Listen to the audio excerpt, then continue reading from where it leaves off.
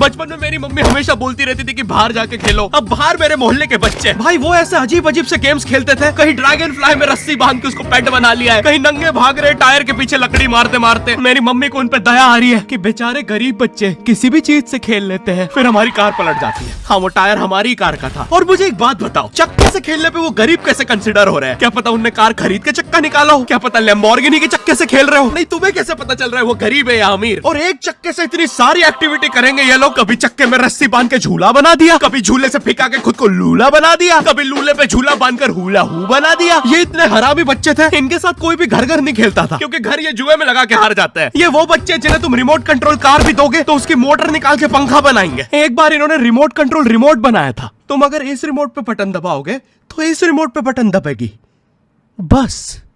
ये लोग मकर संक्रांति के दिन पतंग भी लूटते थे दुकानों से। पतंग से याद है मैं बचपन में अपने दोस्त जनक के साथ बहुत पतंग उड़ाता था। जनक गुजराती था और गुजराती लोग तो बहुत बड़े पतंगबाज होते हैं। वो लोग गला काटने के बाद भी काहे पोचे चिल्लाते हैं। जनक मेरे घर पे इतना बड़ा गिर्रा लेके आता था पतंग उड़ाने। उस पे पता नहीं कितने 1000 किलोमीटर का मांझा लपटा होता था। हम दोनों का सपना था उस गिर्रे की पूरी ढील देना। एक बार तो गिर्रा खाली होने ही वाला था पर वो पतंग आर तो घूम के हमारे पीछे से आ गई। हमने हमारी ही पतंग काट दी। तो इस बार हमने सोचा पतंग पूरी परपेंडिकुलर उड़ाएंगे, स्ट्रेट। हमने 2 घंटे ढील दी, वो मांझे में वेव सिग्नल आने लग गए प्राचीन भाषा में। हमें लगा हमने एलियंस ढूंढ लिया, बट फिर धीरे से वो सिग्नल क्लियर हुआ। हमें पता चला हमने कोई नासा का 100 मिलियन का टेलीस्कोप काट दिया।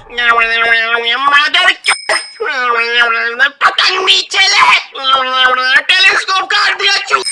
नासा का टेलीस्कोप जैसे ही नीचे गिरा बच्चों से पहले विसरो ने लूट लिया। बहुत वियर्ड था, इतने सारे बुड्ढे छत कूद के भाग रहे थे। एक तो जनक के मांझे में इतनी सारी गठाने होती थी, वो मांझा इतना भारी हो जाता था। हम चौथे माले से पतंग उड़ा रहे, वो दूसरे माले पे उड़ रही है। बचपन में बोला जाता है किसी भी स्ट्रेंजर से बात नहीं करते, तो फिर मैं इशारे करता था। तो फिर दादी मेरे चरित्र पे सवाल उठाती थी। दादी से याद है पुराने जमाने में एंटरटेनमेंट के लिए कुछ होता नहीं था, तो लोग 7-7, 8-8 बच्चे पैदा कर लेते थे ताकि उन्हें जायदाद पे लड़ता देख मजे ले सके। मेरे पापा के 5 भाई और 4 बहनें हैं, टोटल 9 बच्चे। मेरी दादी ने जिंदगी के 9 साल बस बच्चे दिए। दादी ने 9 साल तक पेट में इतनी लातें खाई है, उनके अंदर से एब्स आ गए थे। मेरी दादी लिटरली अंदर से टूट चुकी थी। उनका इतनी बार ऑपरेशन हो रखा है, उनको डॉक्टर ने टाकों की जगह चेन लगा दी थी। भाई आज के जमाने में तो इतने बच्चे कोई पैदा नहीं करता, उल्टा अबॉर्शन करवा लेते हैं। और यस मैं अबॉर्शन बोलूंगा क्योंकि मुझे जेल नहीं जाना। एक तो इंडिया में भी अबॉर्शन करवाना लीगल है, लेकिन बच्चे का जेंडर जानना इलीगल है। मतलब तुम मार तो सकते हो लेकिन किसे मार रहे हो ये पता नहीं कर सकते। तो देखो अब रिस्क कितना बढ़ गया है। क्या पता अंदर शेर बैठा हो या कोई बड़ा गैंगस्टर, क्योंकि तुम्हें तो पता नहीं है तुम किसकी सुपारी दे रहे हो। क्या पता वो अंदर बंदे लेके बैठा हो। बचपन में सबके मम्मी पापा डराते हैं मस्ती मत करो वरना बोर्डिंग स्कूल भेज देंगे। और मुझे बोर्डिंग स्कूल से इसलिए डर नहीं लगता था कि मैं वहां जाके अपनी फैमिली से दूर हो जाऊंगा। मुझे बोर्डिंग स्कूल से इसलिए डर लगता था क्योंकि वहां पे वो बड़े दांतों वाला ईशान अवस्थी होता है। मैंने पहली बार जब तारे जमीन का ट्रेलर देखा था तो उसमें वो पागल बच्चे ने आतंक मचा रखा था। फिर मैंने मूवी का नाम पढ़ा तारे जमीन पे, मुझे लगा बिछाए